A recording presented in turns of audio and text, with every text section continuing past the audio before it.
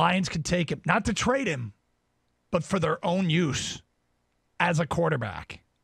What did you say you thought the percentage of Detroit fans would be? Between 30 and 40 when all was said and done. Kang, you thought it would be closer to 40? Yeah. It's over 50. Oh, it's early. How many people have voted? 282. That's a lot of people already. In the last couple minutes. It's still early, though. At Gator 971. Okay, I'm just going to state this. Then duck for cover. I am the vehement don't take him at 3 camp. But look, I think you can. I find it really, really intriguing because I think you're going to find somebody who wants to trade.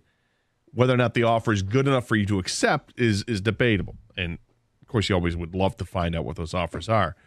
I think the Lions can trade out of that pick and get 2 first-round picks and really improve themselves. That's not what Mel said, right? Right. So that's what I want. That's what I want them to do. If they get no trade offer there and he's there at 3, part of me wants him to do it.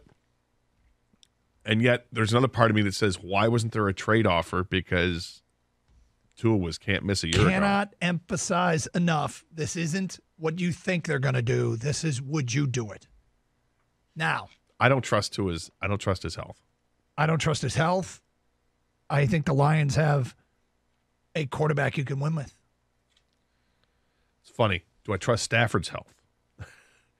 But I trust the Stafford that I can't even say I trust the Stafford I've seen in the NFL because I gave up on Stafford halfway through last season. Started to win you in back, 2018, though. but be honest. The first half of 2019, he started to win me back, and yet back issues each of the last 2 years. I've got major concerns. That's a valid concern. It is a valid concern. And they say that there's no long-term ramifications, but I'll feel much better when I see him out there playing and showing no long-term ramifications, you know? All right. Let's go to Pat in center line. Hi, Pat. Hi, guys. How are you? Great show, as usual. Thank you, Pat. I'm definitely in the not draft Tua camp because I did a little in-depth reading on the type of injury he had.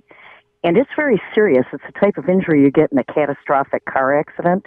And even though you get cleared, like for the next year or two and everything looks good, there can be very serious long-term degeneration because of that type of dislocation he had and fracture in his hip. Similar to what Bo Jackson went under, that Tua might need a hip replacement surgery one day.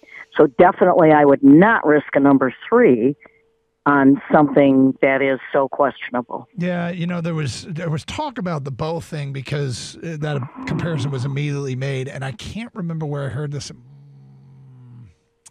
I mean, Bo wasn't handled right, and Bo was different enough that I've been told that the comparisons are kind of moot, but that doesn't mean what you read is. I don't want to discredit what you read. Bo tried coming back real quickly too. I was reading an orthopedic surgeon discussing that type of injury. They are the most overrated types of surgeons. No, it's also 30 years ago. Yeah, things have it's changed. Also 30 years now, ago. But the concerns are valid. Like nobody, this is not a home run. We wouldn't even be having this discussion. There'd be debate. It'd be Tua or Joe at number 1. So I wouldn't want him even if he were healthy. I think it's a redundant pick. They got a quarterback that can play in the next few years. And my timetable, if I'm an NFL GM, is 2-3 years. I got a quarterback. I'm not taking another one. Not with the pick at 3. 248-539-9797. Jay on a cell. Hi, Jay. Hey, what's going on, man? Hey. I really think I wouldn't. Me personally, I'm in the camp that don't draft me. No, that hip.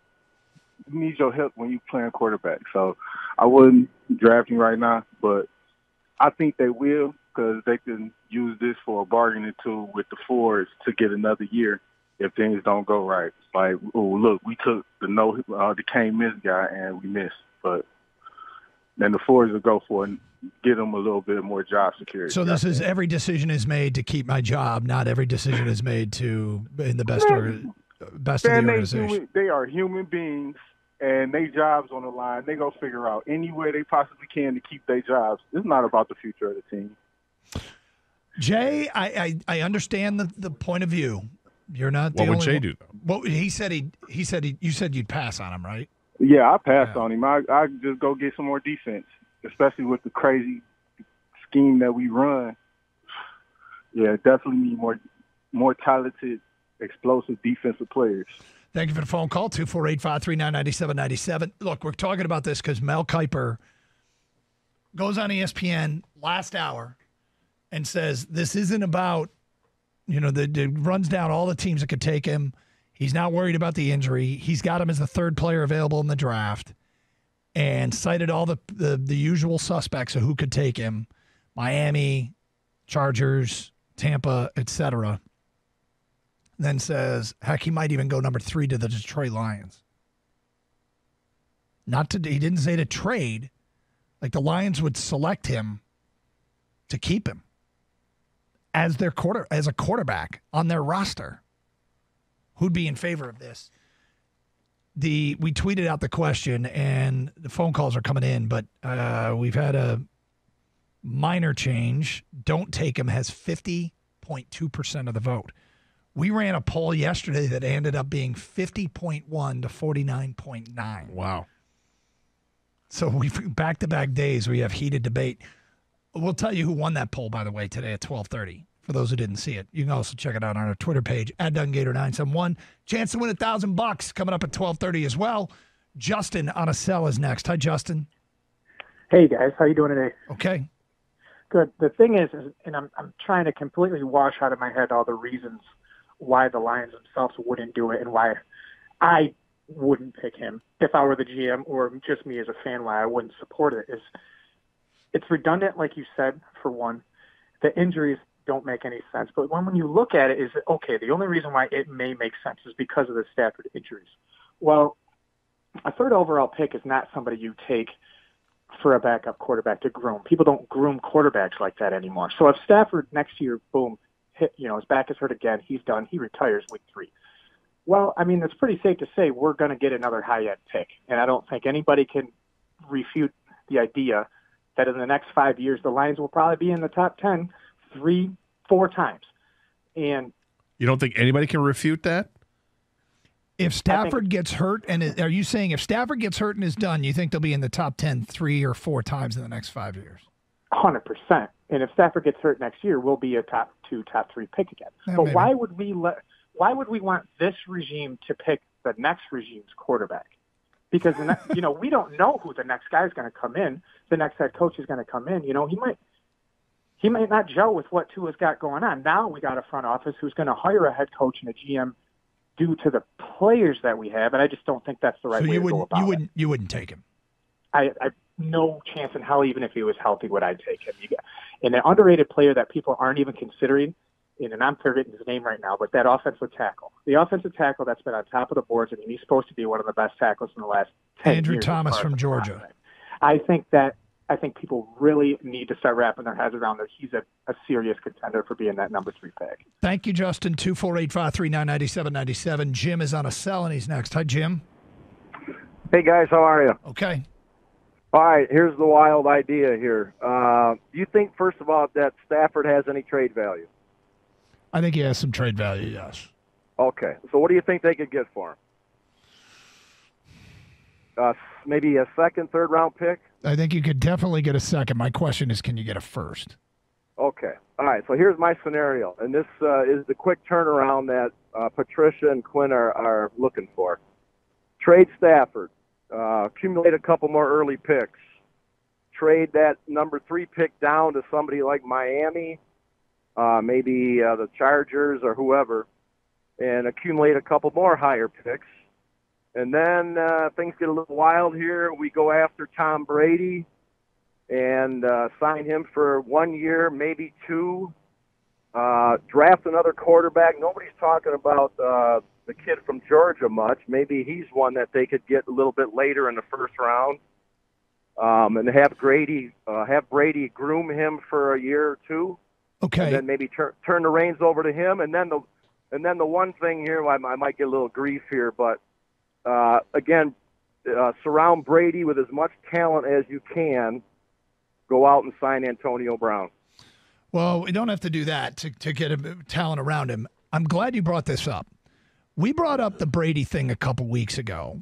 could he possibly want to be with Patriot personnel in Detroit? Would Patriot personnel pursue him? And I remember on that day, happened to look at Ticket Text, and we were getting annihilated, okay, by texters. He's not coming here. He's not coming here. This is stupid. Don't even talk about it. Sit down and put together the list of teams that would obviously go after Tom Brady.